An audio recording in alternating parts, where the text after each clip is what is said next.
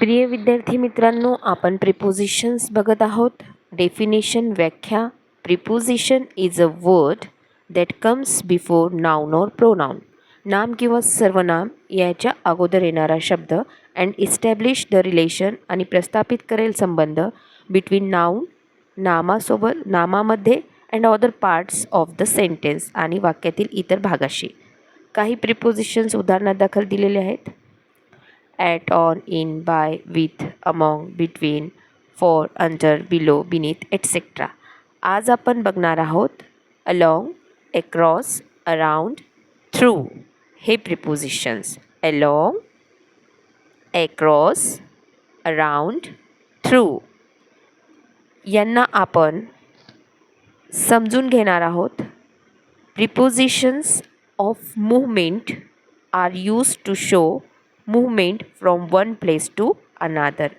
एका जागेवरून दुसऱ्या जागेवरची मूव्हमेंट गती दाखवण्यासाठी हे प्रिपोजिशन्स वापरले जातात. आता ॲक्रॉसचा गुगलचा अर्थ तुम्हाला इथे दिलेला आहे. च्या पलीकडे, विरुद्ध बाजूला, एका बाजूपासून दुसऱ्या बाजूपर्यंत हे मराठीतून त्याचे अर्थ होतात.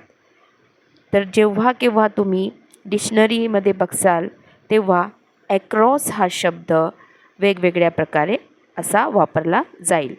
अलॉंगचा अर्थ होतो खेटून, लागून, कडेकडेच्या बाजूने. तर आपण गुगलवर जावं आणि मग हे शब्द तिथे मराठीमध्ये काय अर्थ होत आहे ते बघावेत.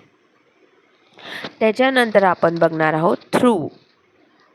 याचा अर्थ मराठीमधून होतो मधून, तून, पासून, पर्यंत, मुळे, मध्यस्थीतून याचे असे अर्थ होतात. आणि आपण आता बघणार आहोत अराउंडचा अर्थ. तर अराउंडचा अर्थ होतो भोवती, इकडे, तिकडे.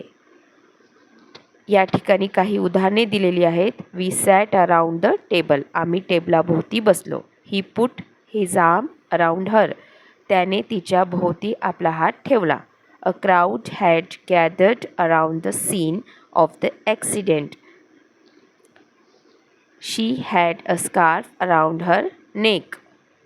The moon goes around the earth. अशा पद्धतीने अराउंड म्हणजे भोवती या अर्थाने वापरलं जातं. आता ॲनिमेशनच्या मदतीने आपल्याला समजून घ्यायचं आहे. अलॉंग म्हणजे एका दिशेला सरळ. ॲक्रॉस म्हणजे या बाजूपासून त्या बाजूपर्यंत. अराउंड म्हणजे भोवताली, म्हणजे एखाद्या वस्तूच्या चोही बाजूला भोवताली. आणि थ्रू म्हणजे आरपार, एका टोकापासून दुसऱ्या टोकापर्यंत. अशा पद्धतीने यांचे अर्थ होतात. तर आपण या प्रिपोजिशन्सला आता अभ्यास करणार आहोत. अलॉंग, ॲक्रॉस, अराउंड आणि थ्रू. तर उदाहरणादाखल आपण समजून घेऊयात. या ठिकाणी बीच आहे आणि बीच पासची मुलगा चालत आहे. तर the boy is walking along the beach असं आपण म्हणणार आहोत. म्हणजे बीचला लागून. एक मुलगी सायकल खेळत आहे. तर the girl is riding a scooter along the road. रोडच्या कडेला, रोडला लागून ती काय करत आहे? सायकल खेळत आहे, चालवत आहे. त्यानंतर या ठिकाणी कैचीने कापलं जाईल एका रेषेला. रेषेवरून कैची फिरवली जाईल.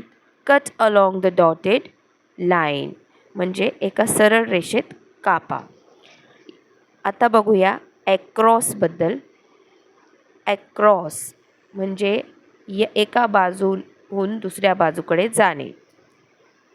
आता या ठिकाणी ही कार आहे, ती ब्रिज क्रॉस करत आहे. मग आपण काय म्हणणार? The car is going across the bridge. एका साईडवरून दुसऱ्या साईडकडे कार जात आहे ब्रिजच्या, पुलाच्या. त्यावेळेस आपण ॲक्रॉस वापरणार. The old lady is walking across the road.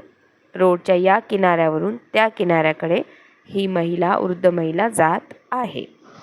अशा पद्धतीने ॲक्रॉसचा वापर आपण करू शकतो. The boy is swimming. हा मुलगा पोहत आहे. Across the river. नदीच्या या कडेपासून त्या कडेला म्हणजे ॲक्रॉस द रिव्हर. अशा पद्धतीने ॲक्रॉसचा आपण या ठिकाणी बोध घेऊ शकतो. आता आपण अराउंडबद्दल माहिती घेणार आहोत की भोवताली या अर्थाने कशा पद्धतीने वाक्यामध्ये अराउंडचा आपल्याला वापर करता येईल. आता हा डॉग आहे आणि हे त्याचं घर आहे केनेल. तर the dog is running around its kennel. म्हणजे हा कुत्रा त्याच्या घराच्या भोवती रनिंग करत आहे, धावत आहे अशा पद्धतीने. आणि नेहमीचंच जे उदाहरण आहे की चंद्र जे आहे तर पृथ्वीच्या भोवती एका कक्षेमध्ये गोलाकार फिरतो.